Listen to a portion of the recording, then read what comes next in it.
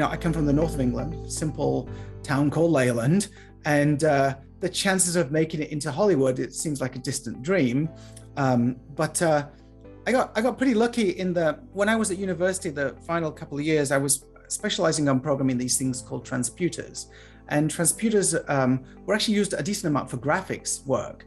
And after university, I started work at a company called AMS-Neve, which actually is a music business, and ended up doing the graphics for a digital mixing console for mixing film audio, mixing film scores on. And actually, if you go to Skywalker Ranch, even to this day, they have a bunch of these machines that I worked on 30 years ago, where if you go into special secret place and type Kim, it goes into demo mode, which is kind of creepy. Awesome. It's still there 30 years later. But anyway, so I did that, and I really did want to try and get into film. I'm from the north of England. I was working in Burnley, which is in Lancashire in the north, not far from Manchester. And I'm like, well, maybe I'll go to London and see what it's like. And I found a job agency, and they're like, what? Computers, movies? What are you talking about? No, it wasn't computing with them. Anyway, 6 months later, they ring me up. And it's like, you're not going to believe this. We just got approached by a company called the Computer Film Company that makes movies with computers. Which nobody would know who that is anymore. Yeah, exactly. So that was CFC, which CFC got bought by Sir William and Framestore, and they sort of got merged into one. It was actually, I think it's quite complicated. Dan Glass talked about it, I think, in one of your previous episodes. But anyway, I did an interview, and they're like, wow, a real computer programmer that knows graphics. And my boss, Wolfgang Lemp, hired me, and that was it. I was in the film business.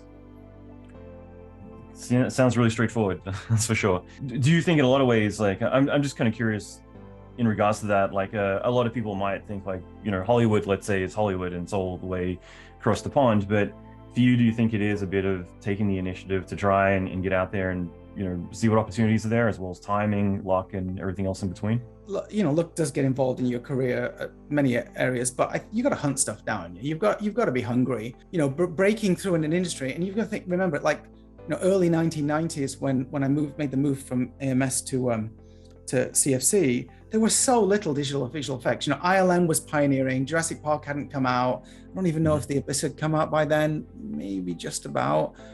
It was really an unknown. The potential of what it was going to be wasn't really well known. And CFC, they weren't doing much 3D stuff at the time. In fact, it was almost all 2D. But you have to be persistent and, and also find your niche. Now it's a very different industry from what it was in the early 90s. There's probably hundreds of thousands of visual effects artists now employed in the industry.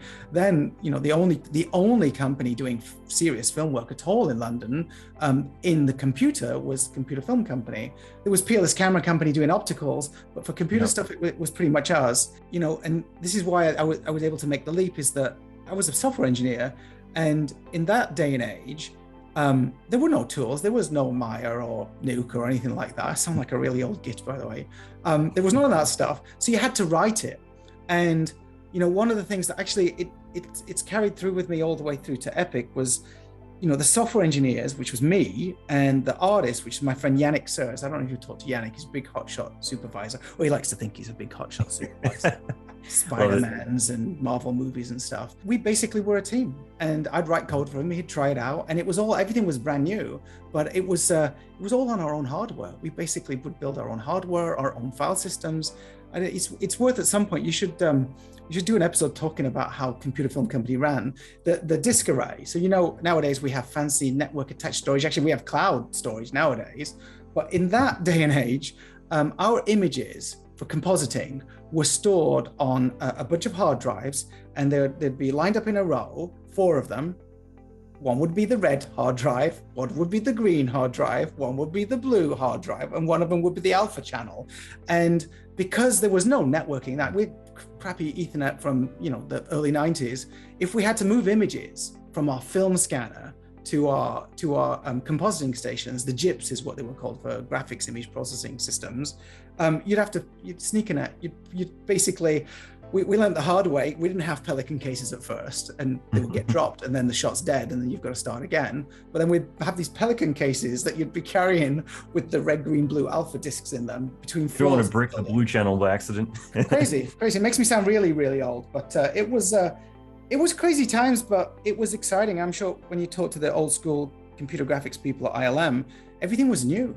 There was a sense of pioneering, and actually in this, beam forward to what we're doing in real time now, it has that same feel of like you're solving problems that you couldn't solve before. And now we have this added advantage is that people are interacting with that imagery and that artistry in a way that only you could do in the real world in the past. You could never move a light quickly and see the results immediately in front of your eyes like you can now. Even having a shaded viewport, like, even in the 90s, like late 90s, like a shaded viewport was like a whole blessing. It's unheard of at the time. So, oh yeah, I remember, when we were doing What Dreams May Come and The Matrix, we're like, oh, let's output the Z buffer and the surface normals, and we'll write a little plugin for Shake that does some basic lighting. I can't even remember. I think Dan Papone used to call it cheese light. And this is a real tool that we had on the Matrix. Like, I want to adjust the lighting a bit as a compositor, and I don't want to ask the lighting person to output anything again because it took 3 days to render just really crap graphics. It's very funny. It's a very different world. I'm curious too, like you mentioned before about John Gator, about not necessarily being the one to figure out the how. It's more about innovating with like, this is the vision. In a lot of ways, do you think that kind of helps remove any hindrance of like, think more open-minded about like, I want to do this, is it possible, you figure it out, rather than thinking, well, this is going to be too difficult, let's tailor things back? Do you think having that kind of free-form thinking really helps? It drives people, people have to sit on the box and solve the problems. It can drive people crazy, yeah? And there was definitely was our moments of tension for some of the stuff that we got signed up for. But I will say, in all art forms, greatness will not be achieved without randomness. You have to have something random. People are going crazy for all the AI-assisted art that's being generated right now with Midjourney and all the other stuff. Yeah, and I'm like, dude, this is not that we took any of this to make the Matrix movies. We had John Gator as our random factor, but the new AI stuff, it's basically what LSD was for the Beatles and all the artists in the 60s is what Midjourney now is for this new generation of artists. You have to have something that mixes up. And John, his brain is wired very differently from other people's. He thinks of things differently. That doesn't mean all his ideas are good. In fact, the ratio is not what you would hope, but the ones that come through, that break through, are absolutely genius that nobody would else have thought about. And the fact that we were signed up to do these impossible things, I've worked at too many visual effects companies where a lot of conservatism, because crunch is real, deadlines are hard. Computer graphics is pretty hard, especially if you're waiting 10 hours a frame for something to render, and then something went wrong with the render farm or the wrong camera. or whatever goes wrong. So there's a tendency to try and line everything up in a row and make sure it's all sort of thought out. But the problem with that is that I don't think you can push the envelope. I think that I've never seen a project, and maybe this is just me, I've never seen anything, including the demos that we've done at Epic for the last 8.5 years I've been there. I've never seen anything that comes easy, that is amazing. Amazing stuff is because you've got aspirations to do something a little bit crazy, you don't totally know how to do it, and then you have something that's special.